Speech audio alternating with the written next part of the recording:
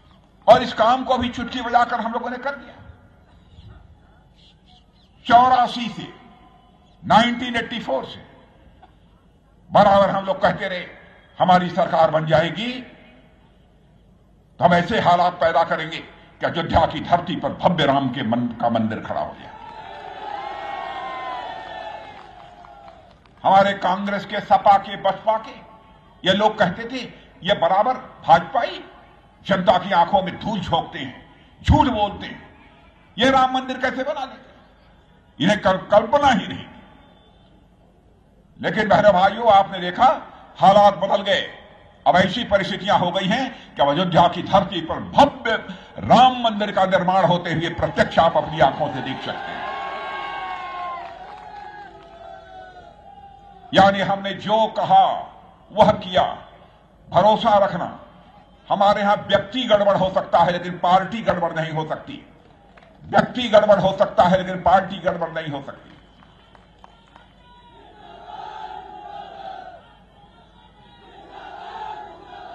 और यह भी यकीन दिलाना चाहता हूं कि भारत की राजनीति में हम विश्वास का संकट, भरोसे का संकट नहीं पैदा होने देंगे मेरे बहनों भाई, किसी भी सूरत में नहीं पैदा होने देंगे। अब मैंने मंदिर निर्माण की बात कही तो हम केवल अयोध्या में ही मंदिर निर्माण नहीं हो रहा है। सोमनाथ मंदिर की भी आपको याद दिलाना चाहता हूं। गोरी ने आकर जिस तरीके से सोमनाथ मंदिर को ध्वस्त कर दिया था, राजेंद्र बाबू हमारे पहले राष्ट्रपति हुआ करते थे, उन्होंने कुछ काम कराया था। लेकिन सोमनाथ मंदिर को भव्य स्वरूप देने का काम यदि किसी ने किया तो हमारे प्रधानमंत्री नरेंद्र भाई मोदी ने किया है बहनों भाई।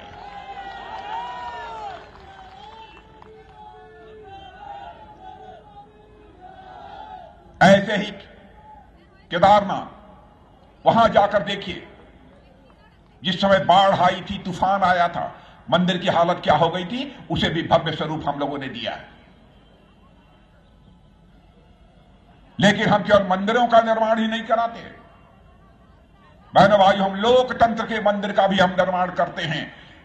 और आप जाकर देखिए, दिल्ली में एक नए संसद भवन का निर्माण हो रहा है बहनों भाइयों, जो कि लोकतंत्र का मंदिर है। दोनों का हम कर रहे हैं। अब मैं मंदिरों के निर्माण की बात करता हूं, आप कहेंगे कि भाजपाई केवल मंदिरों की निर्माण की बात क्यों करते हैं? बहनों भाइयों, हम देश में विकास भी करना चाहते हैं, लेकिन देश की विरासत की भी हम रक्षा करना चाहते हैं। क्योंकि मैं जानता हूं जो अपनी जड़ों से कट जाता है, अपनी विरासत से कट जाता है, उसकी हालत कटी पतंग की तरह हो जाती है। हम भारतवासियों को अपनी विरासत से, अपनी जड़ों से किसी भी सूरत में कटने नहीं देंगे। यह है भारतीय जनता पार्टी की सोच।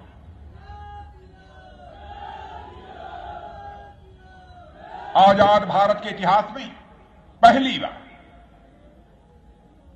किसी प्रधानमंत्री ने दिल से कहा था, शपथ लेने के साथ ही, हमारी सरकार यह देश के गरीबों को समर्पित है। लेकिन जो कहा था उसी के अनुरूप काम किया है। क्या यह सच नहीं है?